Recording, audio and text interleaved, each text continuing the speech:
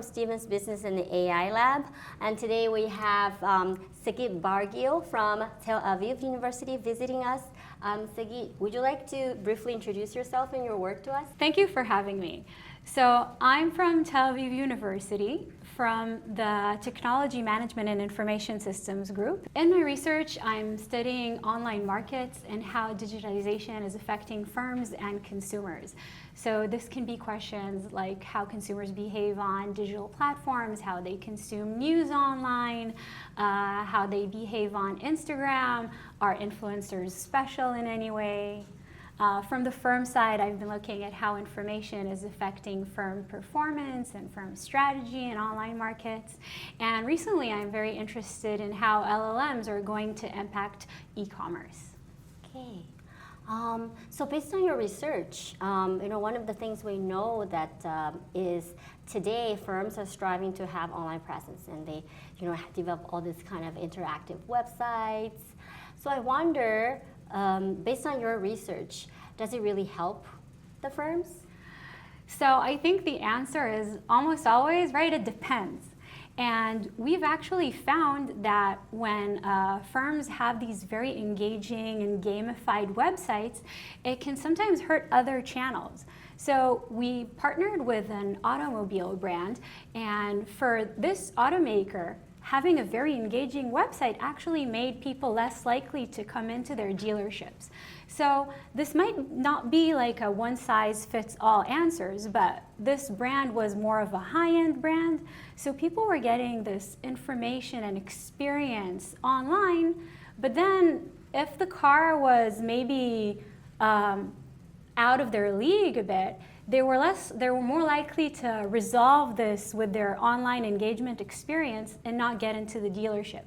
And that foot in the door is very important for some products. So what happened ultimately was that the high engagement websites resulted in lower offline sales. Oh, that's very interesting. So do you have any suggestions for firms when they try to implement this new online presence or website design? So I think what firms need to do is to carefully consider online as part of their multi-channel strategy.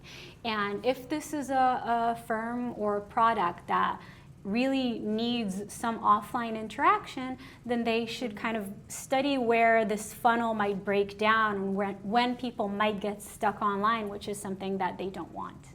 Thank you so much. And I know you mentioned that you also study large language models. We know large language models or generative AI are widely adopted by firms.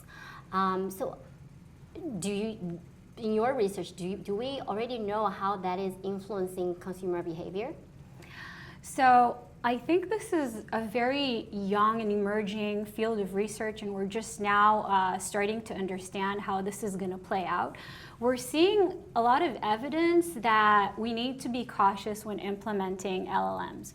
For instance, in consumer service interactions, when a customer writes in a tone that has some emotional content, for instance, they got a damaged product and they're upset, then they are more satisfied when they talk to a chatbot that has emotional content.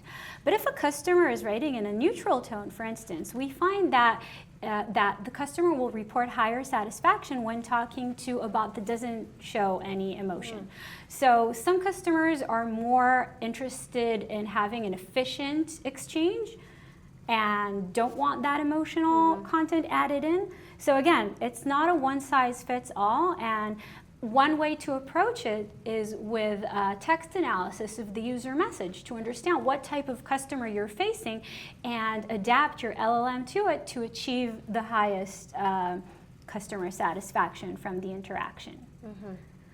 And we can see that this caution is mandated from other directions as well. So in other work, I'm looking at how consumers choose between options with different amounts of information. And if we compare different informational conditions to a chat with an LLM that's provided the same information, we can see that the LLM can actually exacerbate user choice biases and kind of push the user in the direction that is wrong for him or her if it's not properly prompted. So I think this is all very new and emerging, but it's definitely something that we're going to keep looking into and researching and kind of finding hopefully the right ways to design our LLMs to avoid these traps. Thank you so much for sharing your research.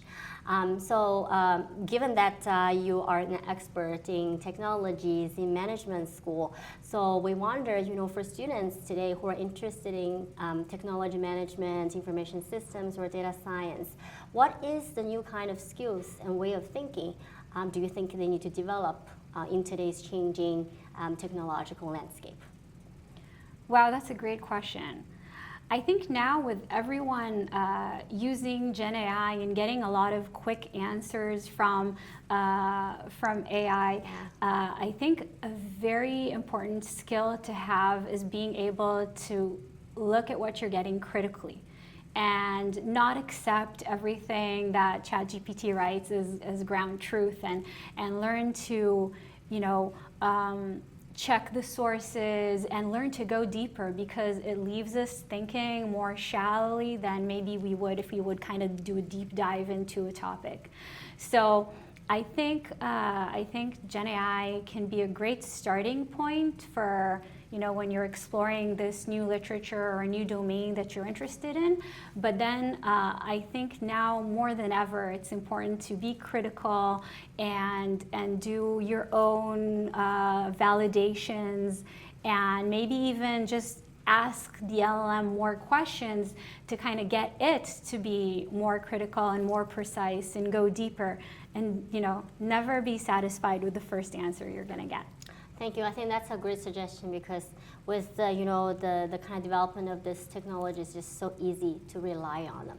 Thank you so much. It's great to have Sagit today, and we've learned a lot from you. Thank you so much. Thanks for having me.